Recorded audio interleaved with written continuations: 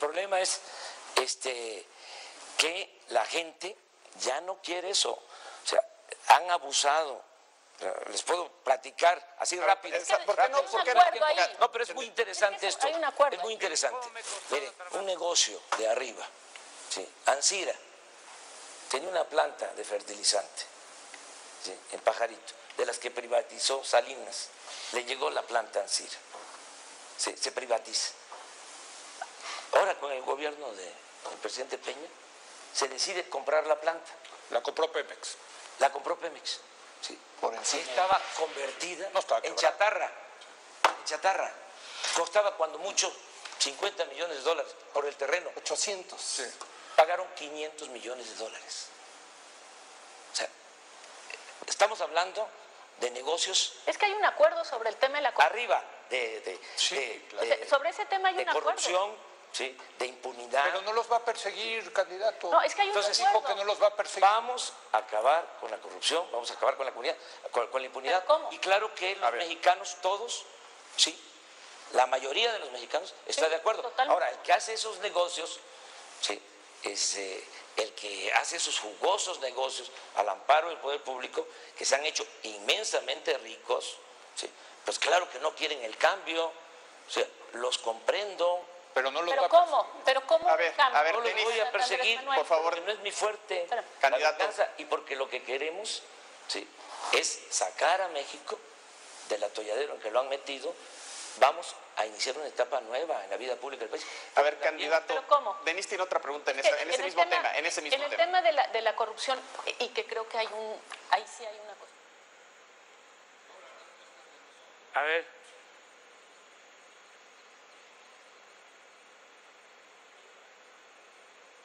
Del otro lado, Andrés Manuel López Obrador dice, están cometiendo el atraco del siglo. Carlos, una mentira, aunque se repita 100 veces, no será verdad. Esto no es un atraco. Un atraco es quien propone endeudar a los mexicanos. Un atraco implica regresar a aquellas historias que nos tocaron inclusive a nosotros, en donde los mexicanos nos endeudamos, se cayó el precio del petróleo y todas las familias sufrieron. Pemex ya no puede seguir endeudándose. Hay que cambiar nuestra historia por historias de éxito para las familias mexicanas. ¿Está quebrado Pemex? Pemex tiene unas finanzas endebles, Carlos. ¿Y por qué?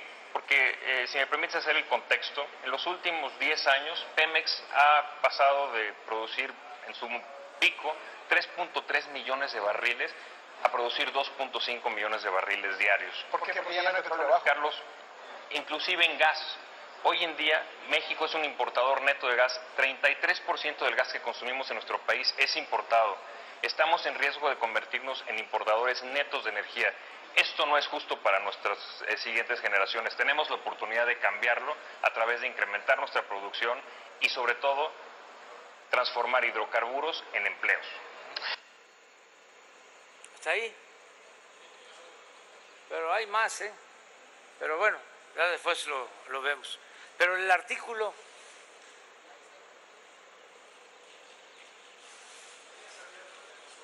¿Mande? Yo ya sabía, ya lo habían denunciado, hasta hice un video, nada más que todo lo archivaban. Yo presenté denuncias, por eso tengo autoridad moral, contra Salinas, contra Zedillo, contra Fox, contra Calderón, contra Peña Nieto, denuncias formales, sobre todo por la entrega de los bienes de la nación, los bienes del pueblo a particulares, por las privatizaciones y por la corrupción. En aquel entonces se tenía que buscar la forma de acusarlos por traición a la patria, porque de acuerdo a la Constitución, y eso lo tenemos que modificar, a los presidentes solo se les puede juzgar por traición a la patria. Entonces,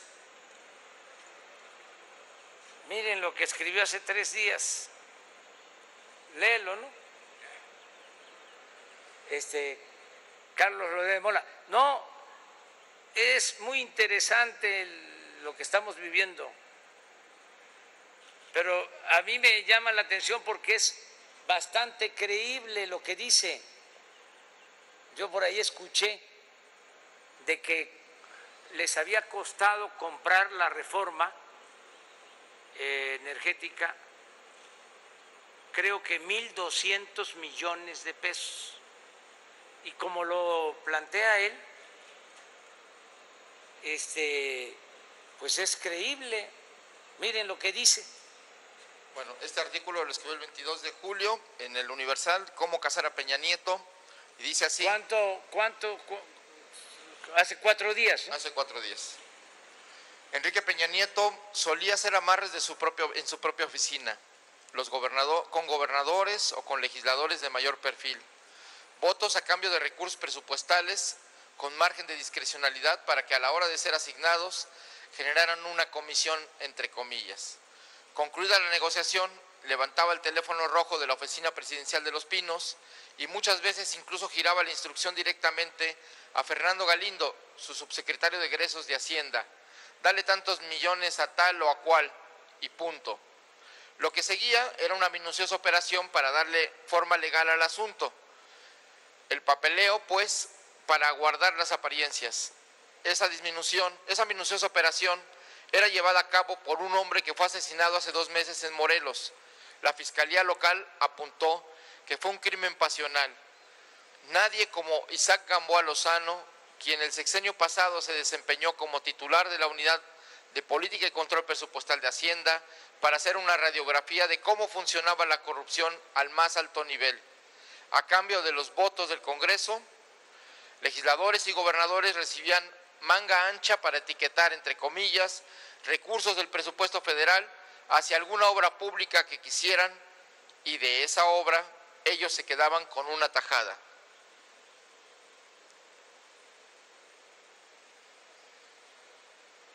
Isaac Gamboa era el hombre que aterrizaba el papeleo. Las citas solían realizarse en las oficinas de la Secretaría de Hacienda en la Avenida Constituyentes de la Ciudad de México. Era el último eslabón de los moches, entre comillas, que habían pactado en las negociaciones políticas los altos mandos del gobierno. Gamboa Lozano se llevó muchos nombres y muchos números a la tumba, pero no era el único que sabía. Otro personaje clave en la trama de los moches es hoy diputado federal del PRI, el subsecretario Galindo, que trabajaba en Hacienda bajo el mando de Luis Videgaray y con acceso directo al entonces presidente. Y también sabe buena parte de esta truculenta historia el también legislador priista Luis Miranda, amigo entrañable de Peña Nieto, una especie de rey del cash que manejaba enormes cantidades de dinero en efectivo para la operación política, primero como subsecretario de Gobernación y luego como secretario de Desarrollo Social. Esto me lo cuentan distintas fuentes a las que he acudido para tratar de encontrar nuevas aristas en la historia de la corrupción detrás del Pacto por México que ha denunciado el presidente López Obrador y que tiene como primera temporada de espectáculo político la participación del exdirector general de Pemex, Emilio Lozoya, en su calidad de testigo protegido.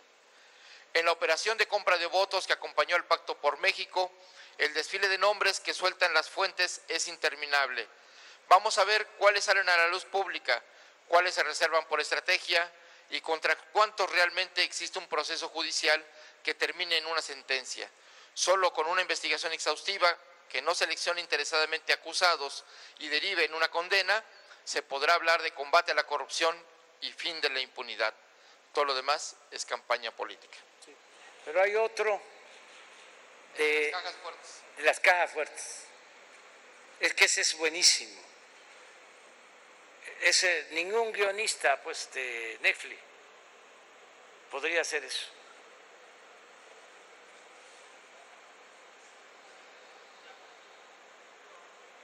¿Cuándo se sabía esto? El pueblo. Ahora Loret se volvió Bueno, este es un día antes, paladín, o sea, hace 5 días. De la verdad. A ver. El 21 de julio, las cajas fuertes de Lozoya, escribió Carlos Loret de Mola en el Universal. Lo importante de esos departamentos, los de Lozoya, eran sus cajas fuertes. Medían como 1,5 metros de altura. Les cabían más cash de lo que pudiera uno imaginar. Las cajas fuertes estaban en departamentos de la zona de Polanco, en la Ciudad de México, y solo se abrían bajo las órdenes de Froilán Gracia García, brazo derecho del entonces director general de Pemex, Emilio Lozoya. ¿Para qué servía ese cash? Para sobornar políticos en el marco de la aprobación de la reforma energética en el sexenio de Enrique Peña Nieto. Así me lo revelan fuentes a quienes consulté buscando detalles sobre el modus operandi de Emilio Lozoya para lograr la aprobación de la reforma energética y que ahora le da acceso al privilegio de ser testigo protegido del gobierno del presidente Andrés Manuel López Obrador. Los fajos de billetes solían entregarse en bolsas de Louis Vuitton y otras boutiques carísimas que iban engrapadas en la parte superior para evitar que se viera el contenido. A veces se entregaban en los departamentos, a veces en la torre de Pemex, pero cuando se perdió el pudor, se veía a los legisladores al terminar sus jornadas de trabajo desfilando en los pasillos de las cámaras de diputados y senadores con sus bolsas de marca rumbo al estacionamiento para guardarlas en las cajuelas de sus coches. Los nombres de quienes recibieron dinero lo saben muy pocos, pero entre ellos sin duda están Emilio Lozoya y sus operadores Froilán Gracia y Carlos Autrey. En las negociaciones de la reforma energética, los funcionarios solían decir que gastarse millones en sobornar legisladores era un costo mínimo frente al dinero que iban a entrar con los contratos de la reforma energética, según testigos de los encuentros.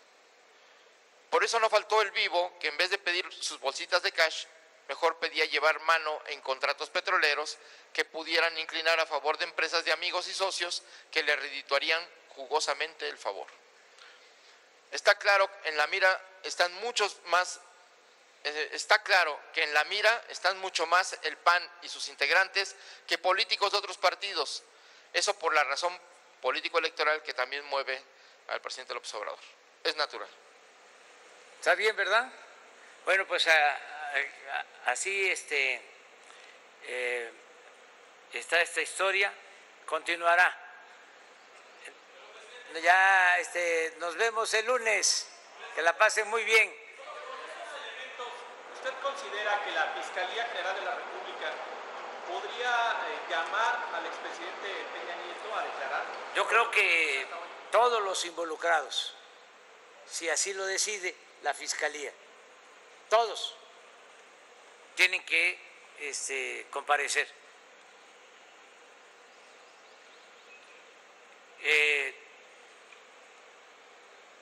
Aquí son dos, cuando menos, 2 sexenios, porque no solo es el caso de la reforma energética, es lo de Odebrecht,